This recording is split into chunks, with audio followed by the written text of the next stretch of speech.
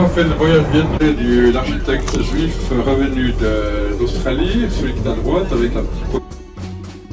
qui a l'air plus vieux, il est plus vieux d'ailleurs, avec ses serre-fils gris, c'est le bâtiment des Nations Unies. Hein. La flèche de la cathédrale Saint-Étienne, et le Danube est partagé en deux en fait ici. Hein. Vous avez une première partie du Danube qu'on traverse maintenant, qui est sous nous là, c'est le nouveau Danube. C'est en fait un lac qui a une seule fonction, c'est d'absorber le trop-plein d'eau en cas d'inondation. Voilà le beau Danube bleu de Vienne. Néo-romane, c'est l'église Saint-François d'Assise qui a été construite pour fêter les 50 ans de règne de l'empereur François-Joseph. Au loin, la célèbre roue du Prater. Celle-ci, elle a eu la chance de rester en fait canal du Danube. Donc c'est un bras naturel du Danube qui a été canalisé et qui, contrairement à Budapest, ils ont été comblés. Ici, on l'a gardé et ça reste donc un plan d'eau. Qui borde en fait la vieille ville. Avec ça, donc le canal du Danube, c'est là que venaient les bateaux au Moyen-Âge. On est sur le Ring, hein, l'avenue de Para, qui entoure la vieille ville. Au bout de l'allée, il y aura une Strauss dorée entourée d'une auréole blanche avec les muses qui l'inspirent. Vous le voyez? Ah oui.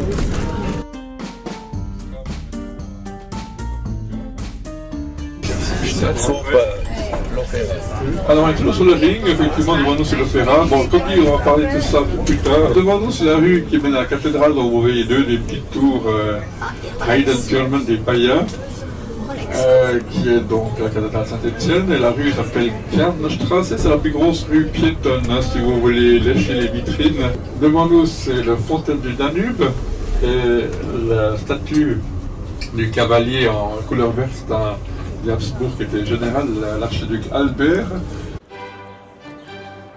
En attendant la visite avec Samuel, petit tour à pied autour de l'Opéra de Vienne.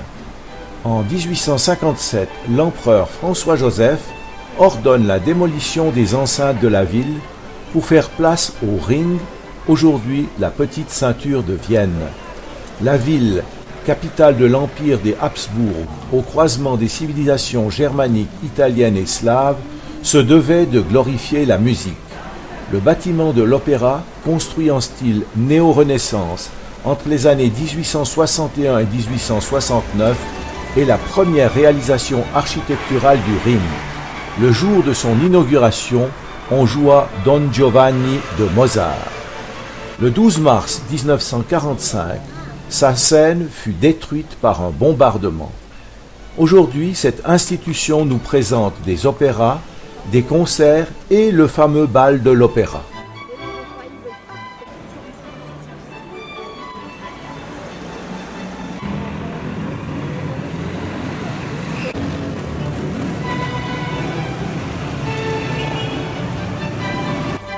On va aller d'abord du côté de la Hofburg là-bas. Hein. Ici, c'est la place de l'Albertina. Voilà. Et c'est également le musée Albertina. Voilà. Tout ne marche qu'avec Albert, c'était le cavalier là-haut en bronze. Albert, donc l'archiduc Albert, un général des armées autrichiennes du 19e siècle. Avant tout, un musée d'art graphique et également d'aquarelle. Mais ils ont régulièrement des expositions temporaires. Comme là, par exemple, vous avez la belle pub sur l'escalier pour une exposition temporaire de Monet jusqu'à Picasso. Et il y a aussi une exposition sur Egon Schiele. Vous voyez qu'il y a une zone triangulaire. Eh bien, avant la Deuxième Guerre mondiale, cette zone triangulaire était occupée par un bâtiment du même genre que ce que vous voyez là. Mais la Deuxième Guerre mondiale, bien sûr qu'il y a eu la guerre et il y a eu des bombardements. Et dans le cas précis de ce bâtiment-là, il a été bombardé. Mais dans la cave, s'étaient cachées 200 personnes qui voulaient essayer de se mettre à l'abri. Et tout s'est écroulé et les gens ils sont morts là-dessous. Donc. Alors pour commémorer ce drame, ils ont décidé qu'ils n'allaient pas reconstruire de bâtiment ici et que ça resterait une place. Alors le monument qu'il y a au milieu, donc ces trucs sculptés, ces blocs de pierre, C'est un monument qui a beaucoup, je dirais, soulevé l'opinion publique, C'était un monument donc contre les atrocités nazies, mais fait par un communiste. Et puis ça plaisait pas à tout le monde, même s'il a gagné le premier prix. Donc il y a eu des discussions où est-ce qu'il faut le mettre. L'artiste s'appelle Hrdlička. Hrdlička. C'est un nom bien viennois et je suis même pas ironique. Parce que c'est quoi un viennois? Il y a peu de viennois d'origine de pure souche. Un viennois, c'est un mélange des grands-parents ukrainiens ou volhyniens ou bucoviniens ou serbes ou croates ou slovènes ou slovaques ou ruthènes, etc. Donc en fait, bon, on l'a déjà dit tout à l'heure, beaucoup de gens sont venus ici s'installer pour travailler, pour trouver du travail à la fin du 19e siècle. Ils venaient de tout l'empire austro-hongrois, qui était formé de 17 peuples différents. Hein? Donc ça veut dire que un Viennois a peut-être de l'origine de ces 17 peuples, allez savoir, c'est vraiment un grand mélange. Malgré tout, il se distingue par une langue commune. Et un Viennois, quand il parle, vous le reconnaissez à 3 km, il a vraiment une langue, un accent, une prononciation bien à lui. Là-bas au fond, c'est marqué Théâtre Museum, hein, c'est le musée du théâtre. C'était le palais Lobkowicz. Lobkowicz, c'est une famille, je dirais, d'aristocrates, d'un membre de la cour, venant de la République tchèque actuelle, de Bohême. Ils avaient bien sûr un palais Lobkowicz à Vienne, comme il y a plusieurs palais Lobkowicz à Prague, et ainsi de suite. Et le Lobkowicz, qui vivait ici à l'époque de Beethoven, était un grand mécène musical. C'était l'église de la cour pour les Habsbourg. C'est là que se passaient tous les grands événements donc, de l'époque des Habsbourg, et entre autres le mariage de Sissi et de François-Joseph, et qu'il y a également le tombeau de l'une des archiduchesses, une des filles de l'impératrice Marie-Thérèse.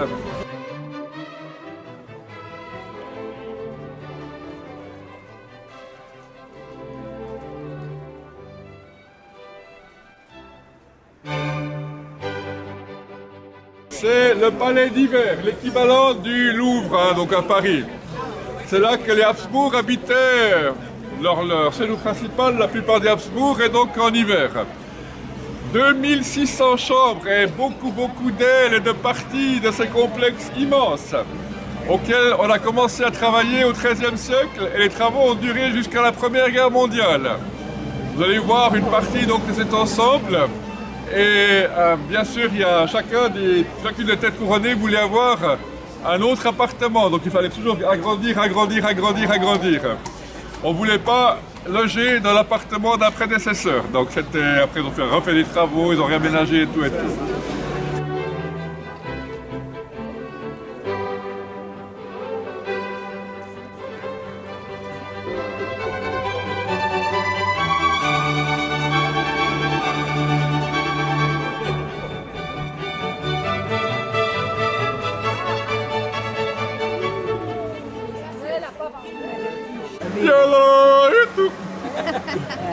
Alors mesdames et messieurs, donc nous sommes ici sur la place qui s'appelle la place Josefplatz. C'est monsieur à cheval, le fils aîné de Marie-Thérèse, l'impératrice. En parenthèse, elle n'était pas impératrice, c'était son mari qui était l'empereur, puis son fils quand le mari est mort. Mais elle-même, on l'appelle comme ça parce que c'est elle qui avait les rênes du pouvoir. Alors, Joseph II, donc c'était un réformateur, il n'aimait pas trop l'église, il n'aimait pas trop la religion. C'était lui qui a entre autres contribué à faire supprimer l'ordre des jésuites. Et c'était quelqu'un qui aimait bien la formation, l'école, la médecine. Il a créé l'Institut de médecine à Vienne. Il a créé le premier grand hôpital à Vienne. Alors, l'architecture ici est uniforme. C'était le travail de l'architecte de Marie-Thérèse qui s'appelait Pacassi vers 1760. Mais en fait, ce qu'il y a comme bâtiment là derrière, c'est totalement disparate. La partie la plus ancienne de la Hofburg, à l'origine du XIIIe siècle, mais bien sûr qu'il y a eu X travaux par la suite.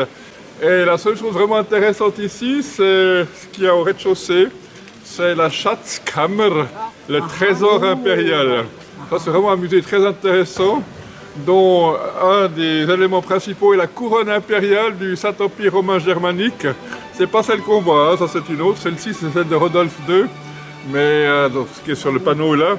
Mais c'est la couronne donc qui a été utilisée par Othon le Grand pour se faire couronner empereur du Saint-Empire romain germanique en l'an 962. Alors mesdames et messieurs, donc ici c'est la cour principale actuellement du palais La Hofburg. Et les 4 ailes que vous voyez datent de 4 périodes différentes. Mais la partie la plus ancienne, eh ben, bon, bien sûr cette aile-là, mais ce que vous voyez a été réaménagé plus récemment. Mais ce qui est ancien, c'est le portail ici. Ça s'appelle le portail des Suisses, mais oui, parce qu'il y a eu un temps des gardes suisses ici, comme au Vatican ou aux Tuileries ou ailleurs. Et si vous voulez savoir la date à laquelle ce portail a été fait, ben vous pouvez voir la date en bas à droite. MDLII. Deuxième moitié du XVIe siècle. La troisième, la plus ancienne, ce qui est à gauche, là, fin du XVIIe. Et finalement, la partie la plus décorée, c'est la plus récente, 1730 environ. Au deuxième étage, là où il y a les grandes fenêtres, c'est là que vivait l'empereur François-Joseph. Et sa femme Sissi habitait en face aussi au deuxième étage. La statue au centre, c'était François II Ier, on en a parlé dans le chœur, avec 4 femmes. Ce n'était pas ces 4 femmes, bien qu'il ait été marié 4 fois, il y a 3 qui sont mortes, et puis il s'est marié une 4e fois. Oh, ben c'est les 2 personnages à cheval que vous voyez à droite et puis à gauche. Et c'est donc des principaux généraux autrichiens. Alors à droite, c'est l'archiduc Charles, c'était le frère de François II Ier, qui était le général en chef des armées autrichiennes. Et il a gagné, d'après la version autrichienne de l'histoire, il a gagné une bataille contre Napoléon à Essling ou à Spern, c'est la même chose. Mais les Français disent que c'était un match nul. Bon, moi j'y étais pas, donc... Mais de toute façon, Napoléon a mis tout le monde d'accord après en gagnant, mais vraiment à plat de couture contre les Autrichiens quelques semaines plus tard à Wagram en 1809. Et puis l'autre, c'est le prince Eugène de Savoie. Alors je m'excuse, je parlerai du prince Eugène de Savoie dans le quart parce qu'il y a assez à raconter, on ne va pas le faire debout, vous le serez bien assis. Hein. En face de nous, le portail des héros.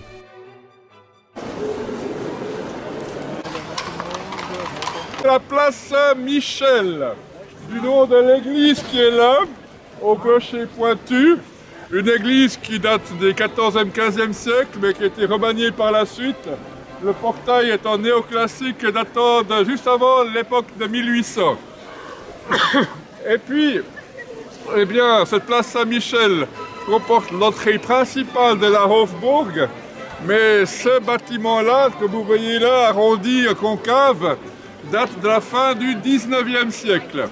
On a passé sous la coupole, vous l'avez vu de l'intérieur. On ne la voit pas encore de l'extérieur, mais quand on sera un peu plus loin, vous allez voir une grande coupole verte. Ça a été fait aussi à l'époque de François-Joseph. La lutte des courants artistiques, architecturaux de l'époque 1900. Les uns aimaient la copie des styles anciens. C'est le bâtiment du café Greenstein. On est dans le néo, un peu tout ce que vous voulez, baroque, renaissance. Même que le toit gris, enfin la partie en haut grise est quand même moderne pour l'époque. Hein. Mais le reste, c'est vraiment du néo, quoi. C'est ce qu'aimait François-Joseph l'empereur. Donc 1905, en parenthèse. 1905 pour le café Greenstein. L'autre bâtiment, 1910, hein, on dirait pas, c'est la plus moderne. Eh bien, c'était vraiment le nec plus ultra du modernisme de l'époque. L'architecte Adolf Loos, l'un des grands architectes viennois. Et c'est de style art nouveau fonctionnel. Vous avez donc une partie en bas qui est publique, c'était pour un tailleur, c'était construit, un tailleur juif d'ailleurs. La partie avec ses marbres verts, et puis les colonnes interrompues par une espèce de rail de chemin de fer, eh bien c'est la partie publique. Et en haut, c'est les bureaux, ou bien ça aurait pu être des appartements aussi. Nous sommes arrivés dans la rue Kohlmarkt, la rue du marché au charbon. Maintenant, c'est plus tellement du charbon qu'on vend là, mais c'est les boutiques de luxe. Ainsi, les choses changent. Hein. Nous sommes dans la rue qui s'appelle Graben, le fossé. Il y avait un camp fortifié romain qui était entre ici et le bras du Danube, là, le canal du Danube qu'on a traversé tout à l'heure. Et c'était donc de ce côté. Hein. Et puis autour du camp fortifié romain, il y avait le fossé. Puis depuis ce moment-là, ça a gardé ce nom, même qu'il n'y a plus de fossé depuis longtemps. Et qu'on a construit cette partie du Vieux-Vienne aussi dès le Moyen-Âge. Mais le nom est resté. Et sur la colonne de la peste. Donc il y a des constructions de ce genre dans beaucoup de villes en Europe centrale. Et c'est les survivants de la peste qui disent merci d'avoir échappé à la peste. C'est une colonne votive, donc un vœu. Alors il y a toujours le même principe, il y a une partie en bas avec des images, des sculptures, des statues. Ensuite une partie médiane avec des nuages et des anges qui va en se rétrécissant vers le haut. Et en haut un groupe de la Trinité en général, ou une Vierge Marie, ou bien un Christ ou quelque chose. Alors mesdames et messieurs, nous sommes arrivés devant la cathédrale Saint-Étienne. C'est donc maintenant bien sûr la cathédrale, mais ça n'a pas été construit comme cathédrale. À l'origine, c'était une église de quartier, même pas parmi les plus anciennes de la ville. Elle date du XIIe siècle et on a construit presque tout le temps en fait. La façade là que vous voyez date du XIIIe siècle avec les tours des païens et la tour 136 mètres 70 de haut, donc la 7e plus haute du monde, a été achevé en 1433.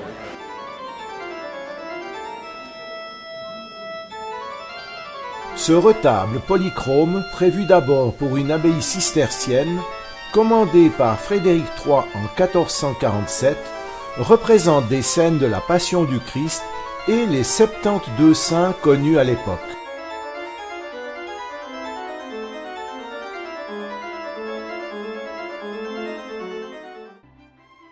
La suite de la visite se fait depuis le bus. Alors, devant nous, c'est le Parlement en style donc classique grec. Les Grecs étaient les inventeurs de la démocratie.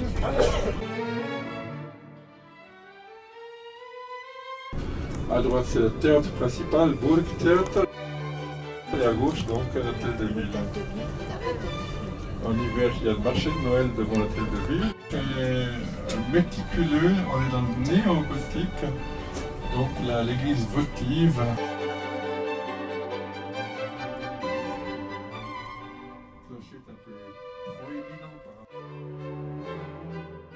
Alors, regardez à gauche devant nous, c'est une bâtisse assez curieuse. Une caserne, hein? Ça paraît ancien.